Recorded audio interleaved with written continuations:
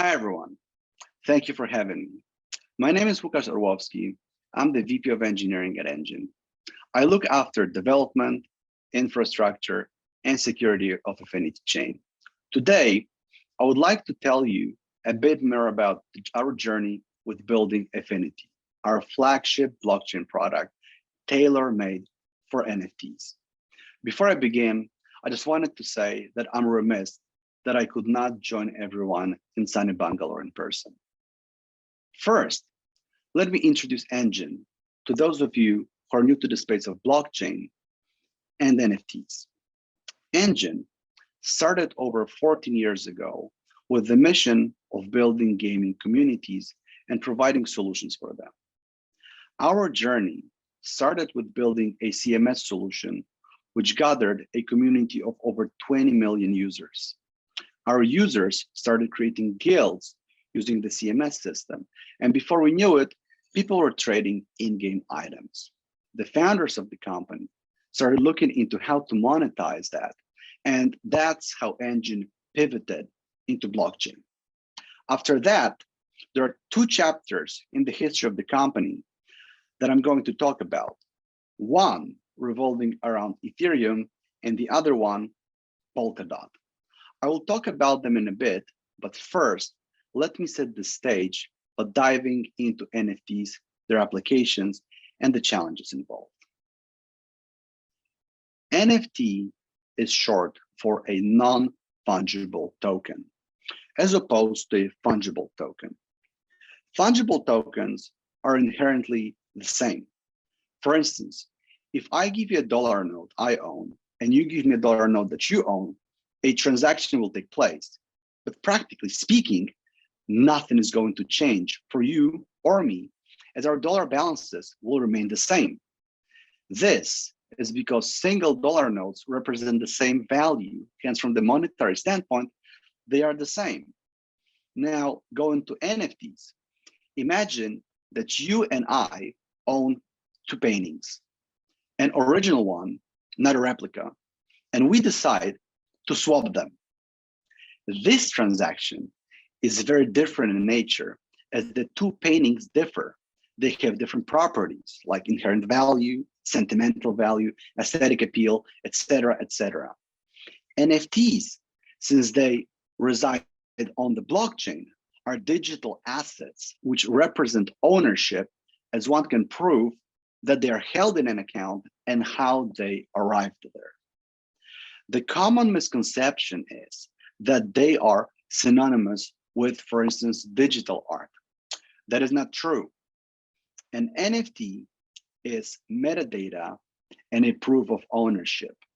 The metadata describes the properties of an asset. Using our previous example, let's say the inherent value of a painting. The actual artwork is stored off-chain, for example, in IPFS, and is linked to in the metadata. So let us look at some NFT use cases we see nowadays. Most often, when one mentions NFTs, what comes to mind are ridiculously expensive pictures of cartoon apes. And this is the most often what we see on NFT marketplaces. That said, the most common way of thinking about NFTs is digital art or collectibles. Although aesthetically appealing, these are pretty weak use cases, and NFTs have a lot more to offer. For example, the European Union issues COVID vaccination certificates as NFTs on the blockchain. This is an interesting use case because it combines a couple of properties offered by these technologies. Transparency. Everyone can verify whether a person has been vaccinated or not. Immutability. The certificate cannot be tampered with without voiding it. Proof of issuing authority. One can easily verify whether the NFT has been minted by the authorized party or not. There are other use cases coming up, like for instance, event tickets, entry tokens, certificates of authenticity, property deeds, etc., etc. There's a number of challenges that are affecting adoption of NFTs though. The most notable one is the lack of understanding of the blockchain technology and the fear that stems out of it. It requires a proper education, focusing on when it makes sense to use blockchain and when it does not, as well as explanation when the value that it brings justifies the energy cost. The second challenge is a steep entry threshold. A newcomer needs to create a wallet, secure the private key, connect the wallet to a fiat on-ramp service to purchase the tokens, and potentially bridge the tokens to destination blockchain. All this before they even get to buy or mint an NFT. On top of all that, the user may need to understand which NFT token standard they want to use. I run out of breath explaining this flow, so I can only imagine that it gives a headache to some of you. Finally, there's a big one. What I often observe is that NFTs, which are intrinsically virtual, are meant to somehow represent ownership of assets in the real world. There are attempts at that, for instance, in the form of smart frames that display your NFT art. But again, circling back to my previous argument, an NFT is not the art itself. It is a link to that digital art stored in the token metadata. And even if the metadata can be protected from tampering with, the piece of art stored off-chain cannot. What if we took a step back and removed the boundary between the real world and the virtual one? Well, as it turns out, it opens a whole new world of opportunities. An ideal use case for that is gaming. Your game is an entirely virtual world. The assets in game are, by definition, virtual, and thus representing them as NFTs is not only relatively easy, but also intuitively makes a lot of sense. This is because we transferred the notion of ownership of the in-game assets from the company that operates the game and its infrastructure to the user. This means that if you put your sweat, time, and tears into obtaining an item, this item is rightfully yours. It can be traded in secondary market or marketplaces, like for instance, NFT.io. Furthermore, have you ever heard about excavating rum bottles from shipwrecks after centuries? The distillery doesn't exist, but a limited number of those rum bottles still does. And believe it or not, they're priceless. It's easily to draw an analogy to video games. If a video game retires, the items become scarce and valuable collectibles. The North Star here, obviously, is making the items transferable between different games. It is not an easy task, though. There is work done on that front, and slowly but surely, we're getting there, at least to some extent. Interestingly, though, the use case of video games addresses another point I made in my previous slide, the ease of getting started. Imagine the following scenario. You don't need to have a wallet or even know that the game uses blockchain behind the scenes. You don't have to have any tokens either. You start playing the game, period. The game may generate the wallet for you, and as you delve into the game, you find or get rewarded with in-game currency, you start acquiring items, and only when you decide to take matters into your own hands, you can claim this wallet. This is far more natural and intuitive. Okay, so as promised before, I'm going to talk about the two chapters in Engine's history after the company switched to blockchain. The pivot happened in 2017 when Ethereum was fairly new. The company started investigating how to represent in-game assets on the blockchain. The only standard to represent non-fungible assets back then was ERC 721. It was not enough. So Witek Radomski, the technical co-founder of Engine, published a much more robust standard ERC 1155, which is the leading NFT standard nowadays, effectively paving the way to metaverse. The company built an ecosystem on Ethereum, which comprised NFT platform, engine wallet app, SDKs, just to name a few. In 2020, ETH started heavily inflating in value, making minting transactions prohibitively expensive. This, in turn, started stagnating our ecosystem. At that time, the team started looking for greener pastures. Polkadot Ecosystem proved to be very alluring. There's a lot of great things about Polkadot.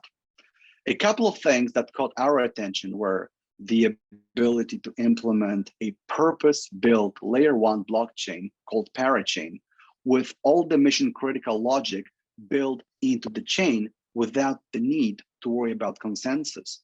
Delegation of consensus to layer lower, the relay chain, which is often referred to as layer 0 in Polkadot terms.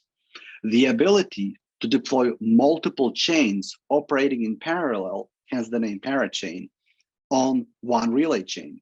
The ability to send messages and tokens between different parachains without the need to build bridges, which are the weakest link in multi-chain ecosystem. Low and predictable transaction costs, the ability to perform forkless upgrades. I could go on and on, but in a nutshell, this created a very compelling reason for us to invest in this technology. And this is how our journey with Building Efinity blockchain began. Efinity is an NFT highway, a purpose-built chain for NFTs, facilitating fast mass distribution of NFTs at low cost. It's been designed to cater for NFT gaming use cases, as well as digital art, collectibles, you name it.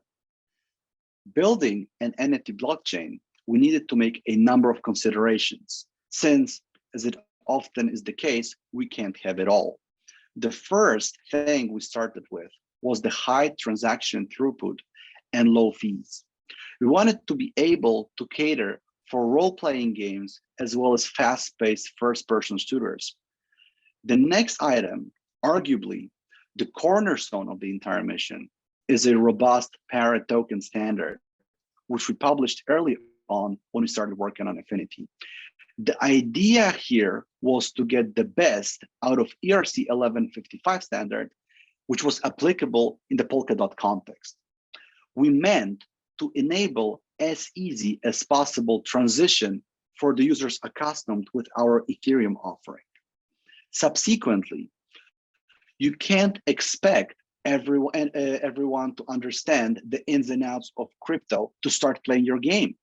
90% of people are going to be interested in the game, not the blockchain aspect of it, at least at first. That said, you want your players to immerse into the game and get to love it before they start looking into the blockchain aspect. You will want to discreetly generate accounts for your players so that they can leverage Efinity without even realizing it. And after they realize that their assets and sack of in-game gold are valuable, only then they can claim it. Another consideration was to enable fee payment delegation to other parties. Think about it this way. You don't want in-game tax. Players who don't understand crypto will be getting frustrated, especially if they're focusing on the game, not the blockchain aspect. You want to keep it simple. Hence, you allow your players to delegate transaction fees to you so that you cover them instead. And given that the fees are low, this investment is negligible for you as a gaming studio. This way, a battle axe sold by a merchant in-game for 100 EFI costs you 100 EFI, no strings attached. Finally, you want to incentivize on-chain trade, be it within your game, between different games, or outside of games altogether. The items may or may not have inherent value inscribed in them. Using the salvage rum bottles allegory, the fact an item had an original price tag of 10 EFI doesn't mean that as the time goes, the value won't increase hundredfold. We want to bake market economy into the chain, which is fully driven by supply and demand. In fact, an asset doesn't even need to exist on the chain for somebody to covet it. Or in the video game terms, think about a blacksmith from a foreign land who's known across the realms for being able to procure metal edges that cut through diamonds. How much are you willing to pay for it to slay the boss that you and your party were stuck on for months? These are just some things that we had to think about to assure the success of Efinity. Now, let me tell you about where we're at with Efinity at present. The chain went live on 11th of March and is currently in alpha phase. We have deployed all the fundamental functionality and fully support NFTs on chain. We have disbursed the initial token supply and started vesting rewards for loyal supporters of the chain who contributed to the crowd loan, which effectively helped us secure the parachain slot. We're currently heavily driving the effort of decentralizing the chain. That said, more than 2/3 of archive nodes are hosted by external parties. We just onboarded collators from 2 external parties and deployed on-chain governance. We completed development of fuel tanks, royalties, discrete accounts, which are currently undergoing rigorous testing, and will be included in a massive update, which will move Efinity from alpha phase to beta phase, at which point we're going to open XCM channels to other projects so that we can communicate with other chains. To enable the community make the most of it, we're building an entire ecosystem around Efinity. The first thing I should mention is the open platform, an open source platform which provides GraphQL APIs to interact with Efinity blockchain. It is currently in alpha stage and it's used by our early adopters. We encourage adopters to host it in their infrastructure and modify it to cater for their specific needs. The quiet hero behind the scenes of the open platform is the Efinity Wallet daemon, which is a signer service which signs transactions mutating the state of the blockchain. It is a crafty little piece of software which we distribute to our adopters in Docker containers. Since it handles sensitive keys, internally, we host it using the principles of confidential computing, which essentially completely isolates the daemon away from the user. Once started, you can't see the logs or spoof the memory or do anything. It operates in a black box environment, effectively eliminating the human factor. We also have built our indexer to allow seamlessly explore the blocks of Efinity using the API. And on top of all that, where Efinity is integrated with Subscan and Polkadot Explorers. The next product I want to mention is Engine Wallet app. It is a wallet app specifically built for NFTs on multiple chains. It allows you to manage your collections, send and receive assets, and follow other wallets. It is meant to bring the full control over NFTs to your fingertips. We have Wallet App version 1 available on Google Play and App Store, but what is even more exciting is the Engine Wallet App 2.0, which is completely revamped and provides completely new experience. Just last week, the public beta version was promoted to a release candidate. It's available for Android devices, and we're currently working on the iOS version. Beam is a terrific tool for mass distributing NFTs. It is an NFT claiming system. Think about it the following way. You create a beam, like a box that you put NFT assets into. Then you ascribe a probability distribution function and then slap a QR code onto it.